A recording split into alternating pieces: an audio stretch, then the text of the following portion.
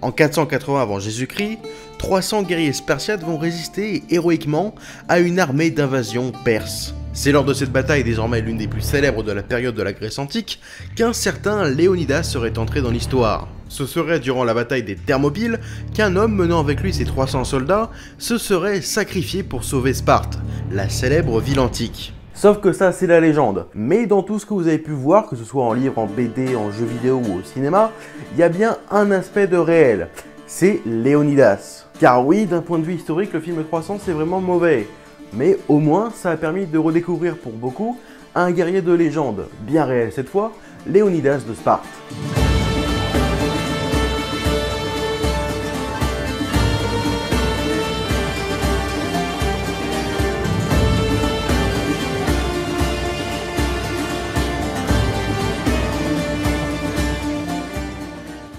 Léonidas naît aux alentours de 540 avant notre ère, dans la ville grecque de Sparte. À cette époque, la Grèce n'était absolument pas unifiée, et tout le territoire était divisé en différentes cités-états. Les plus grandes et les plus connues étant Sparte et Athènes. Et comme vous le savez probablement, les enfants à Sparte sont entraînés à une seule chose, la guerre. Dès l'âge de 7 ans, les enfants spartiates quittent leur famille pour suivre une formation rigoureuse où ils apprennent à se battre mais également à endurer toutes les souffrances et toutes les privations. Et un seul enfant à Sparte peut échapper à ce traitement, le premier fils du roi. En effet, à l'inverse d'Athènes connue pour sa démocratie, Sparte est une monarchie.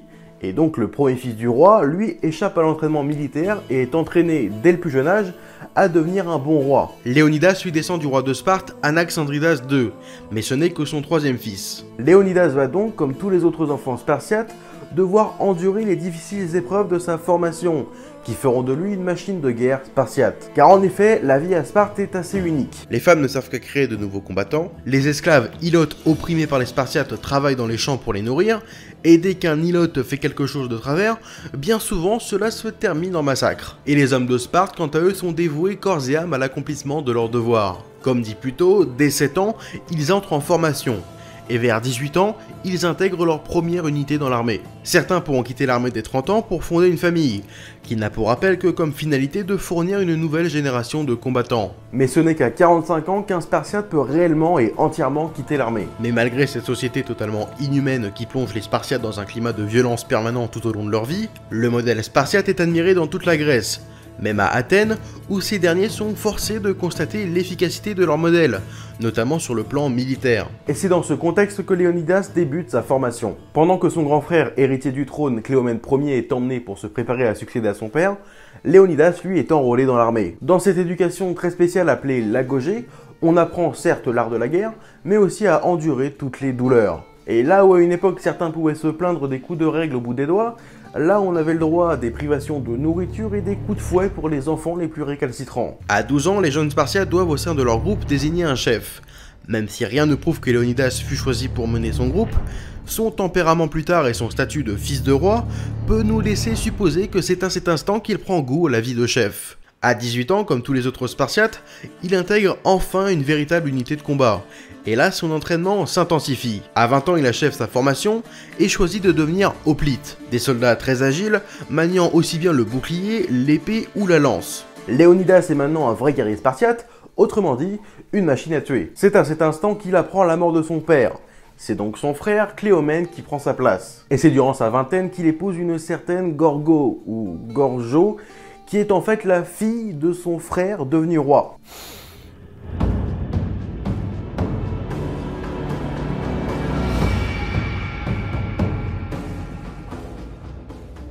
Après quelques années sur le trône, la situation devient critique pour le frère de Léonidas. Les cités grecques au nord de Sparte capitulent les unes après les autres, devant l'avancée de l'armée perse lors de la révolte ionienne. Pour ralentir les Perses, Cléomène décide en 491 avant Jésus-Christ de renverser un roi voisin, qui était sur le point d'aider les Perses. Mais pas de bol pour lui, son plan de renverser un roi voisin est ébruité. Et lorsque le peuple de Sparte apprend la nouvelle, il le pousse à fuir la ville. Ouais, ils se sont mis à gueuler Cléomène démission et un truc incroyable, ça a marché. Mais qu'à moitié, parce qu'après sa fuite, il va tenter de recréer une petite armée pour reprendre la ville de Sparte. Sentant la guerre civile arriver à pleine vitesse, les Spartiates réautorisent Cléomène à rentrer à Sparte. Mais là, on l'arrête et on affirme sans trop de preuves que le roi est devenu fou, et on le jette en prison. Et il se pourrait d'ailleurs que ce soit son frère Léonidas qui ait orchestré son arrestation. En prison, Cléomène réussit à convaincre un gardien de lui donner son poignard et s'ouvre les veines.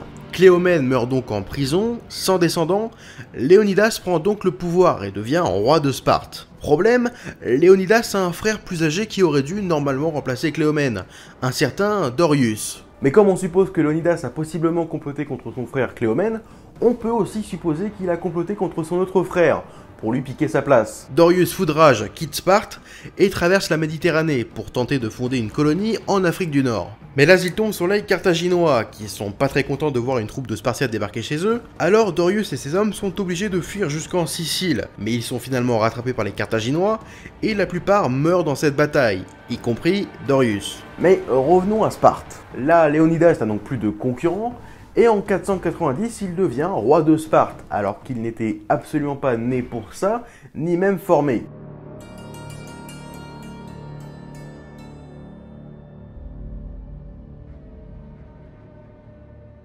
Et avec tout ça, on aurait pu penser que du côté des Perses, ça s'était calmé. Bah c'est tout le contraire. Ces derniers sont toujours motivés à envahir toute la Grèce. C'est la seconde guerre médique. La Perse souhaite encore agrandir son empire. Car oui, peut-être que là ça ne vous dit pas grand chose, mais la Perse, en réalité, c'est un truc énorme. Grand comme ça. C'est juste l'un des plus grands empires de toute l'histoire de l'humanité. Donc oui, Léonidas a de bonnes raisons de serrer les fesses. Et ces territoires gigantesques s'accompagnent d'une armée tout aussi énorme. Le roi perse d'alors, Xerxès Ier, avait alors en sa possession 1200 navires de guerre, et pas moins de 1 700 000 guerriers pour envahir la Grèce. Xerxès exerce depuis maintenant quelques années une pression sur les cités-états grecques, et beaucoup se sont déjà rangés de son côté. Il profite également du fait que la Grèce ne soit pas du tout unifiée. En effet, on compte une centaine de cités-états en tout, et sur tout ça, seulement 31 ont officiellement accepté de lutter contre les Perses. Sparte, en tant que seconde plus grande ville de Grèce, prend donc la tête de la résistance face aux Perses. Cette alliance entre Sparte et différentes autres cités-états aux alentours va permettre à Léonidas de former une armée assez conséquente de 60 000 hommes.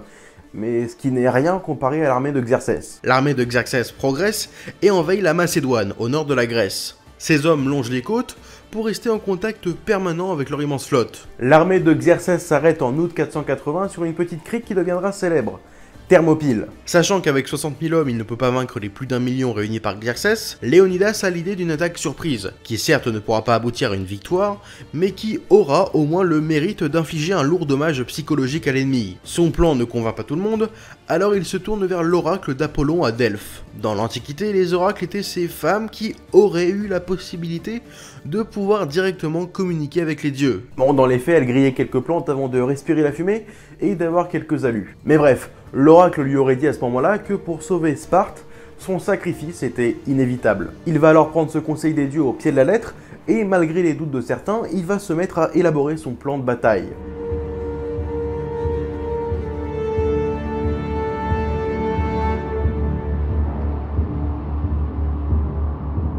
Léonidas choisit de combattre les Perses avec 300 hommes qu'il mènera lui-même à la bataille. Et oui, on y vient, la fameuse légende des 300. Mais comment s'est-il pris pour choisir 300 personnes?